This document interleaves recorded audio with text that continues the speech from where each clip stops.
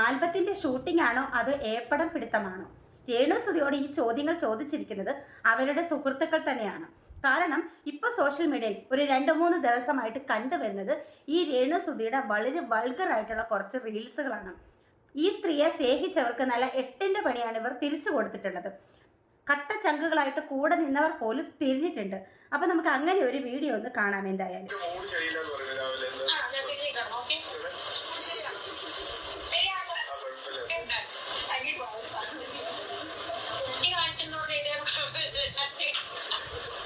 പക്ഷെ ഇന്ന് അത് നേരെ തിരിച്ച് ഈ ഏപ്പണം കാണുന്ന ഫീൽഡിലോട്ട് പോയിട്ടുണ്ട്. നമ്മുടെ ഇന്നത്തെ തലമുറ, വളർന്നു വരുന്ന തലമുറയ്ക്ക് നിങ്ങളുടെ ഈ ഒരു ആൽബം എന്ന് പറയുന്ന സാധനത്തിൽ നിന്ന് എന്താണ് അവരെ പഠിക്കേണ്ടത്?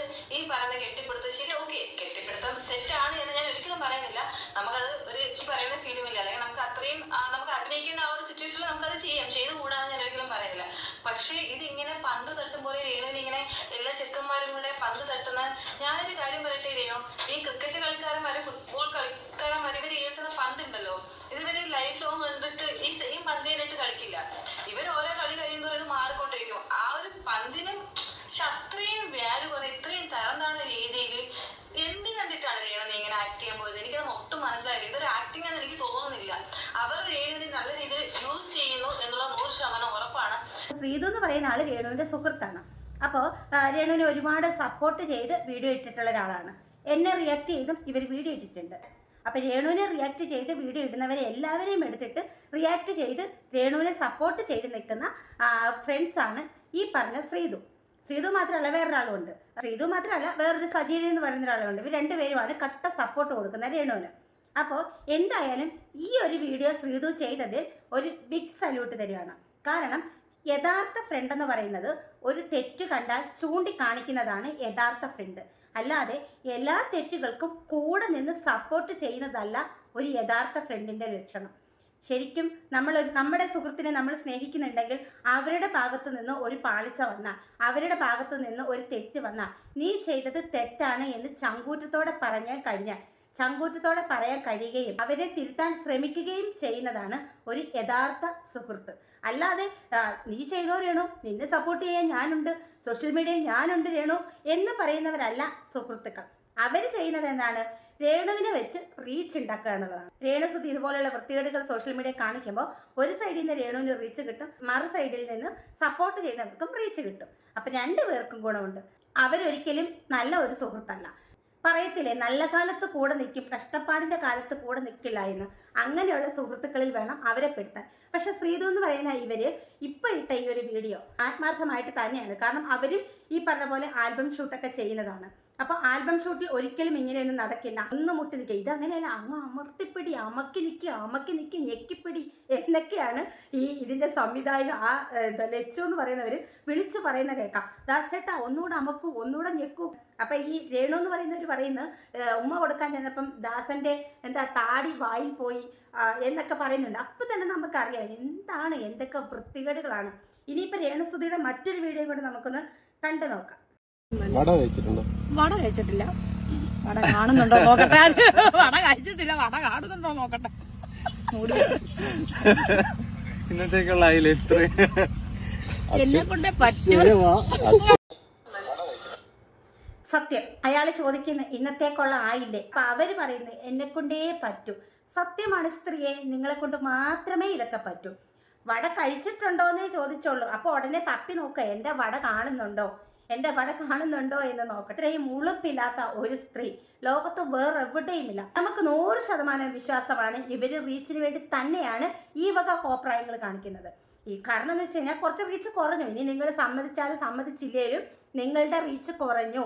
കാരണം വീഡിയോ ഇടുന്ന ഞങ്ങൾക്കറിയാം നിങ്ങളുടെ റീച്ച് കുറഞ്ഞോ ഇല്ലയോ എന്ന്. നിങ്ങളുടെ റീച്ച് കുറഞ്ഞു എന്ന് കണ്ടപ്പോൾ ഇവരുടെ ഇപ്പം ബിഗ് ബോസിൽ പോകുന്നതിന് മുമ്പ് ഇവരൊരാൾക്ക് അയച്ച ഡെവിന്നോ എന്തോ പറയുന്ന ഒരാൾക്ക് അയച്ച ഒരു വോയിസ് നമ്മൾ തന്നെ ഇട്ടിട്ടുണ്ടായിരുന്നു. ഇൻസ്റ്റാഗ്രാമിൽ അയാൾ ആ ഒരു വോയിസ് ഇട്ടിട്ടുണ്ട്. എനിക്ക് എങ്ങനെയെങ്കിലും ഒന്ന് വൈറലാകണം, ഇനി അതിന് എത്ര വിവാദമായാലും എനിക്ക് പ്രശ്നമില്ല. അങ്ങനെ ആ ഒരു വിവാദമാണ് ദാസൻ കോഴിക്കോടുമായിട്ടുള്ള ആ ഒരു ഇൻറ്റിമസി, ആ ഇടകലർന്ന കടപ്പുറത്തെ ആ ഒരു റീൽസ് ചെയ്ത് ഇവർ വൈറലായി. അതിനുശേഷം ഇവർക്ക് ബിഗ് ബോസിലേക്ക് പോകാൻ പറ്റി. അപ്പോൾ അവരുദ്ദേശിച്ച കാര്യം നടന്നു. അപ്പോൾ അവർ വീണ്ടും ആ ഒരു റൂട്ട് തന്നെയാണ് പിടിച്ചിരിക്കുന്നത്. കാരണം ഇവരുടെ റീച്ച് കുറഞ്ഞു. റിയാക്ഷൻ വീഡിയോ ചെയ്യുന്നവരും ഒന്ന് മാറ്റി പിടിച്ച് തുടങ്ങിയപ്പോൾ അവർ വീണ്ടും ഒരു 3 കാമുകന്മാരെയൊക്കെ വെച്ചിട്ട് ആൽബം ഷൂട്ട് എന്നാണ് പറയുന്നത്. എന്നിട്ട് ഷൂട്ടിംഗ് ഇല്ലാത്ത ഇടവേള സമയത്ത് കാണിക്കുന്ന കോപ്രായങ്ങളാണ് ഇതൊക്കെ.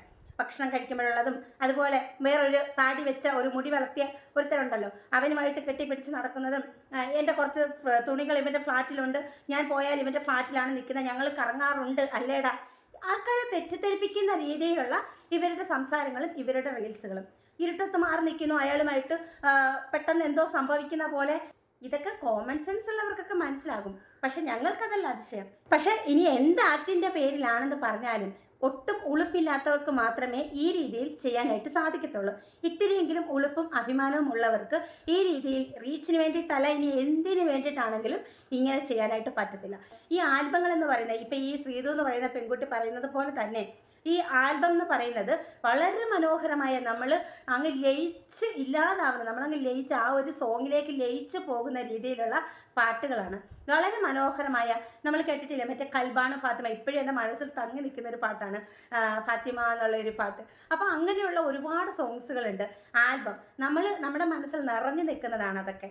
ആ വരികളും അതിലെ പാട്ട് രംഗങ്ങളും അതിലെ എല്ലാം അതിലെ സീൻ ഒന്നും എടുത്തു പറയാൻ പറ്റത്തില്ല, എല്ലാം. പക്ഷെ ഇവർ കാണിക്കുന്നത് ഒരു ആൽബം ആയിട്ടോ ഒരു സോങ് ആയിട്ടോ ഒന്നും നമുക്ക് തോന്നത്തില്ല.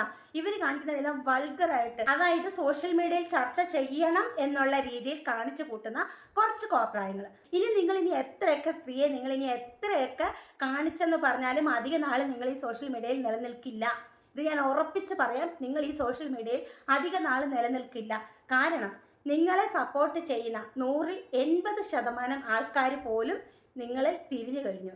കാരണം റീച്ചിന് വേണ്ടിയിട്ടാണെങ്കിലും നിങ്ങളിൽ നിന്ന് ഇതൊന്നും പ്രതീക്ഷിച്ചില്ല എന്നൊക്കെ രീതിയിൽ ആൾക്കാർ തിരിഞ്ഞു തുടങ്ങി. കുറച്ച് ആൾക്കാരുണ്ട്, ഇവർ തന്നെ പറഞ്ഞിട്ടുണ്ട്, 2 പേരെ ഞാൻ വെച്ചിട്ടുണ്ട് കമൻറ്റ് ഇടാനായിട്ടെന്ന്. അപ്പം ഇവർ വെച്ചിട്ടുള്ള കുറച്ച് ഈ മുഖമില്ലാത്ത കുറച്ച് ഐഡികൾ, നമ്മുടെയൊക്കെ വീഡിയോസിന് വന്ന് തെറി വിളിക്കുന്ന, നമ്മൾ അങ്ങനെയുള്ള ഐഡികൾ എടുത്ത് നോക്കുമ്പോഴത്തേക്ക് ആകെയുള്ള ഫ്രണ്ട്സ് 2 ഫ്രണ്ട്സ് അല്ലെങ്കിൽ 5 ഫ്രണ്ട്സ്, മുഖമോ ഒന്നും ഉണ്ടാകത്തില്ല, പ്രൊഫൈൽ ലോക്കഡ് ആയിരിക്കും. അങ്ങനെയുള്ള മുഖമൂടിയാണ് ഞാൻ കുറച്ച് പ്രൊഫൈലിൽ നിന്നാണ് നമുക്കൊക്കെ വരുന്ന തെറിവിളികൾ ഉണ്ടാകുന്നത്. അപ്പം അങ്ങനെ കുറച്ച് ആൾക്കാർ മാത്രമേ ഇപ്പോൾ ഇവരെ സപ്പോർട്ട് ചെയ്യുന്നുള്ളൂ. ഇവരെ സപ്പോർട്ട് ചെയ്തവരെല്ലാം ഇപ്പോൾ നെഗറ്റീവിലേക്ക് പോയിക്കൊണ്ടിരിക്കുകയാണ്. ഇവർ മാത്രമല്ല, ഇവരെ സപ്പോർട്ട് ചെയ്യുന്നവരും കൂടി ഈ ഒരു കുഴിയിൽ വീഴും. കാരണം അത്രയ്ക്കും മോശമായിട്ടുള്ള രീതിയിലൂടെയാണ് ഇപ്പോൾ ഇവർ സഞ്ചരിച്ചു കൊണ്ടിരിക്കുന്നത്. മാനം വിറ്റും പണം ഉണ്ടാക്കിയാൽ ആ മാനക്കേട് ആ പണം തീർക്കും എന്നുള്ള പഴഞ്ചൊല്ലില്ലേ, ആ പഴഞ്ചൊല്ലാണ് ഇപ്പോൾ ഓർമ്മ വരുന്നത്.